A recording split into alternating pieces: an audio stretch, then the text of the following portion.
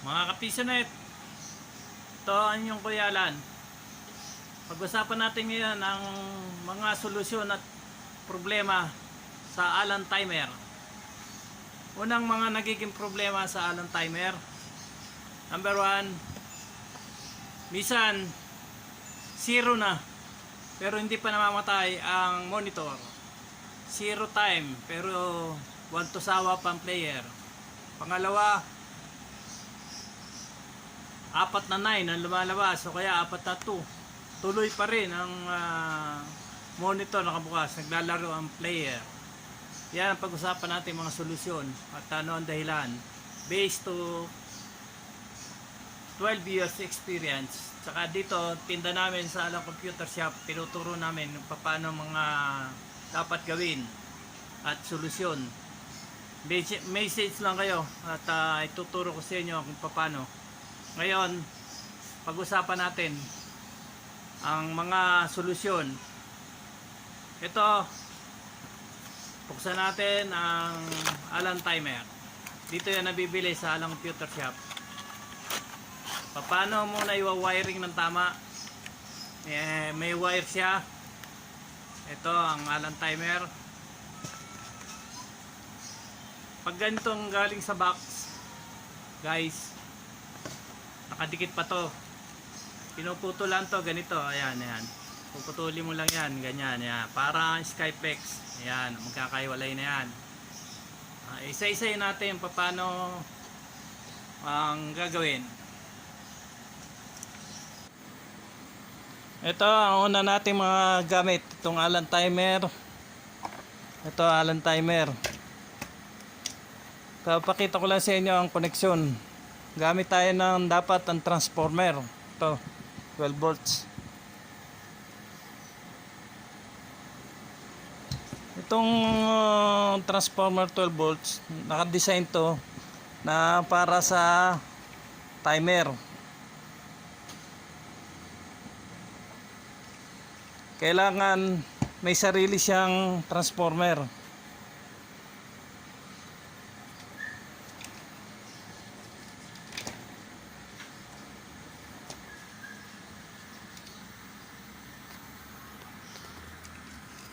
Nakikita ko yung wiring. Itong kulay blue, 12 volts ang supply nito.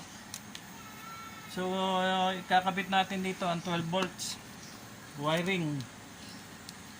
Ito pala guys, ang 12 volts. Dito nang gagaling yan. Ito, 12 volts. Ayan. Dito ikakabit. Ayan. So, ikakabit mo dito yan sa 12 volts ng galing transformer. Itatap lang natin mga wiring na ganyan para papakita ko sa inyo paano gumagana. Ayan. Ito supply lang para gumana tong timer. 12 volts. Ayan. Ayan. Ito naman sa 220. Lagyan natin ng tape para hindi makakuryente. Kahit na isang balot lang.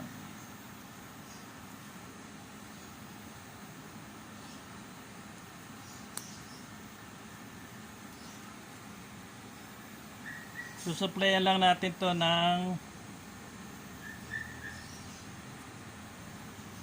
ayan. Guys, itong 12 volts na to naka-design para sa timer. Single timer lang ang pwede rito.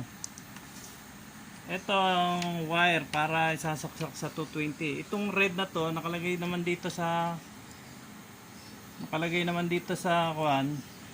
transformer. Ayan, 220 yung red. Yung output niya, yung nakalagay input 220 red. Output niya nakalagay dito 12 volts blue. Ayan, babasahin niyo. Ito ang 220 supply. Kakabit lang natin na ganyan.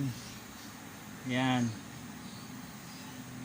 Ganito lang kasimple. Huwag kayong gagamit ng yung wire na nirerekta ng SATA sa power supply. Mamaya sasabihin ko sa inyo guys ano nagiging epekto nun. Yan.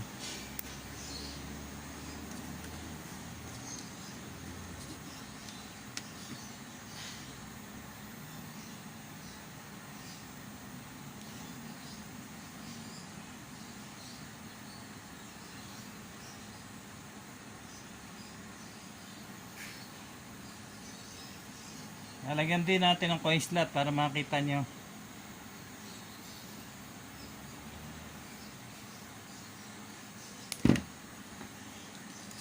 Ito guys, para sa ito, dito sinasaksak ito para dito sa piso. Yan. Lalagyan na rin natin ng para sa sensor. Ayan. Ito. Isa-isayin natin ang wiring. Kasama na sa pag-demo ang pag-wiring. Sa mga kapisyonit ko dyan para matuto kayo.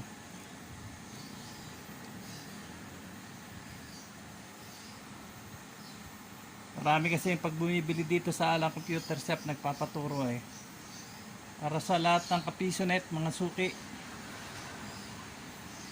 Step by step, panoorin na lang yung paggawa.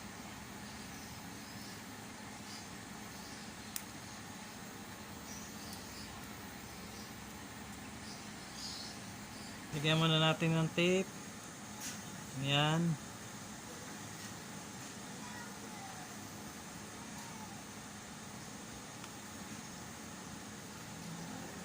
Sa white. Pwede naman pagsamasamahin yan.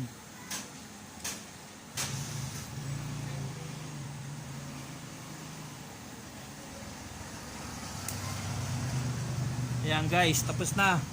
Meron tayong coin slot dito. Ito ang piso coin slot. Nasaksak lang natin dito. Ito yung tinatawag na new sensor. Ayan, nakakabit na guys.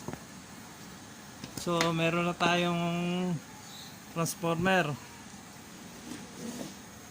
So may linya na tayo.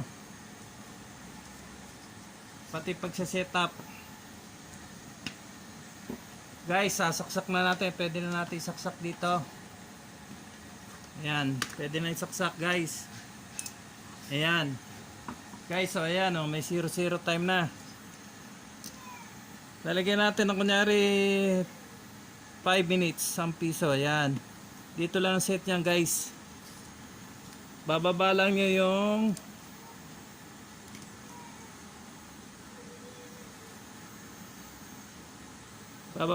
number 3. Ayan. Number 3 lang ang baba.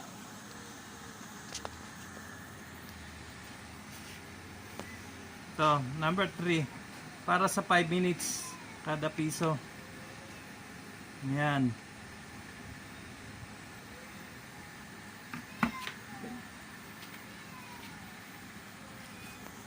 So magte-testing na tayo guys.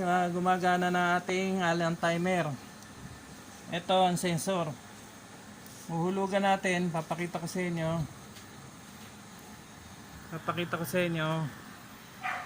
Paghulog.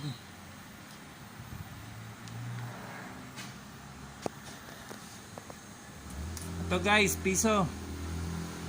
Ito bago.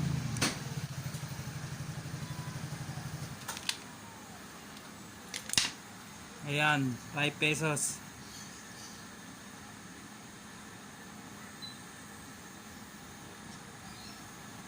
Ma'am Lisa po. Salamat.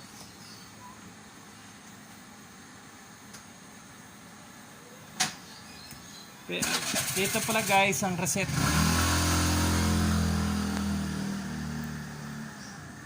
Kung gusto natin i-reset dito, ito reset ito. Yung dalawang pin, ayan. Ayan siya, na-reset siya. I-reset ko lang para makita nyo na kuhan kasi medyo malabo, tinatamaan ng liwanag. Hulog ulit tayo. Medyo iwas natin sa liwanag. Ayan.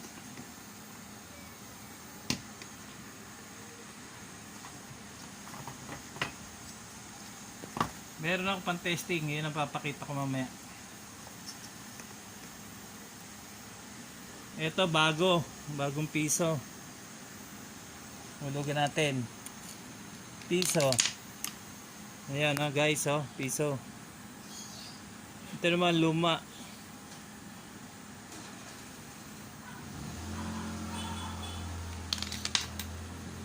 Ayan, naging 9. Ito guys, may time na. Yung kanina, binabanggit ko, ituturo ko sa inyo. Pag zero na ang time, let's say ganyan, i-reset natin to time na to. Zero na, pero hindi pa namamatay ang monitor. Anong gagawin lang nyo, maraming nagme-message sa Facebook. Pag daw zero time na, ayaw pa mamamatay yung monitor. Ang gawin nyo, unang number 1, ang gagawin nyo, katukin lang nyo to. Yung relay, kasi naninikit yan.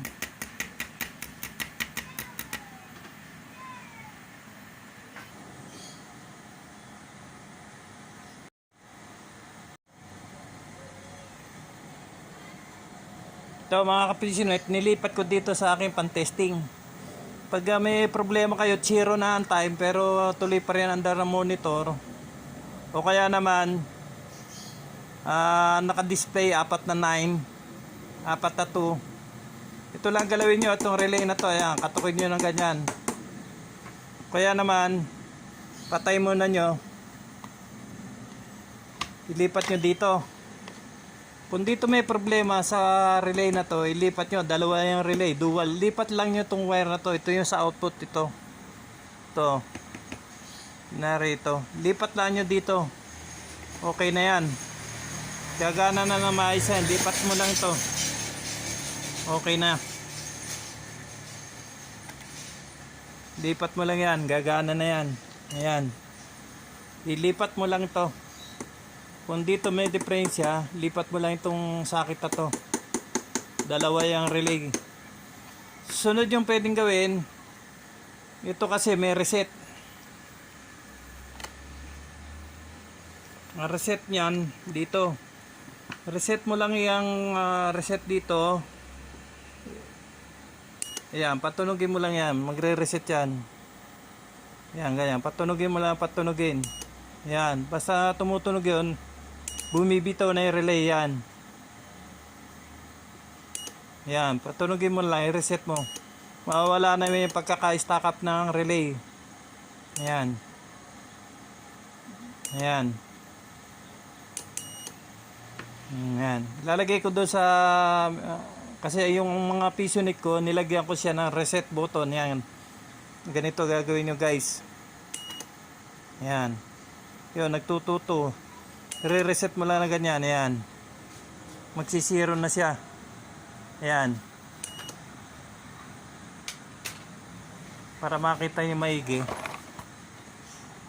Ayan. Dito lang, re-reset mo. Hintayin nyo tumunog yung relay. Ayan.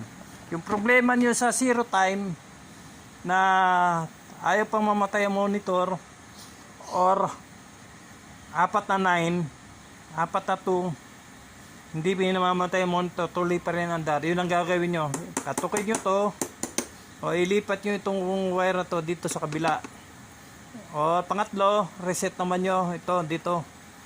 I-reset lang nyo. Patunugin nyo ganyan na relay para nawala pagkaka-stack up. Kasi yung carbon ang dumidikit pag umiinit. Experience ko guys, 12 years na yung mga pisonik ko, hindi ako nasiraan ng Allen timer. Pero okay lang, papalitan nyo at bibili kayo dito. Kaya itinuturo ko para makatipid kayo. Hindi pa nyo nasisira ang Allen timer. Ayan, ganyan lang. Yung ibang mga technician, may traditional na base rin sa unang experience ko na nag-pisonet na pinagawa ko sa technician. Ang ginawa nila, yung itong nagtipid sila, hindi sila gumamit ng 12 volts timer, 12 volts transformer, hindi sila gumamit ng ganito. Ito, nirekta nila yung wire sa power supply. Guys, advice ko lang, payo mga kapisonet, huwag nyo i-rekta to sa power supply. nagkakaroon ng problema. Doon lumalabas yung 4 na 9. Pag binuksan ng CPU, lalabas sa 4 na 9. Nagkakaroon siya ng static. Nagbabackfire yung power supply doon sa relay. Kaya nagkaka-ground. 4 na 9, 4 na 2. Hindi na mamatay ang timer. Ang tuloy-tuloy ang andar ng monitor. At ang masakit pa nito, mga kapisonet, ang dami ko nasira motherboard. Nagkakaroon ng grounded ang mga motherboard. Ang transformer na to at ang timer ay nakadesign na may sariling transformer, mga kapisonet. Yan ay payong kapisonet. Huwag nyo irekta sa power supply ang timer dahil may relay to, nagbabackfire. Kakaroon na static ang tawag doon. Masisira motherboard nyo. Ang dami kong pisonet. 50 yun. Ilan ang nasira ko? Halos 12. Ayun ang dahilan. Nung nilagay ko sa sariling transformer ang timer, nag-normal na siya. Hindi na ako nasiraan ng motherboard at timer. Kaya gumamit kayo ng sariling transformer. Yan. Kakabit nyo sa sariling timer. Yan. Kung may mga tanong pa kayo mga kapisonet tungkol sa Alan timer, kung bibili kayo dito sa Alan Computer Shop, ituturo ko ulit sa inyo kung hindi nyo napanood ang mga video na to. I-reset lang nyo yan. Yan, ganyan.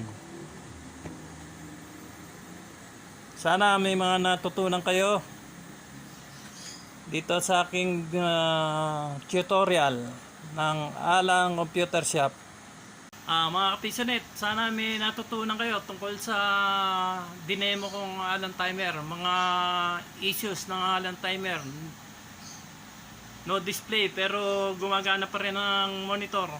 Mga solusyon, ilipat lang nyo sa kabilang relay ang wire, o pitik-pikirin nyo ang relay, i-reset nyo ang relay ng timer, gagana na yan. Pero advice lang, huwag kayong mag-direct ng power ng timer sa power supply. Gumamit kayo ng transformer.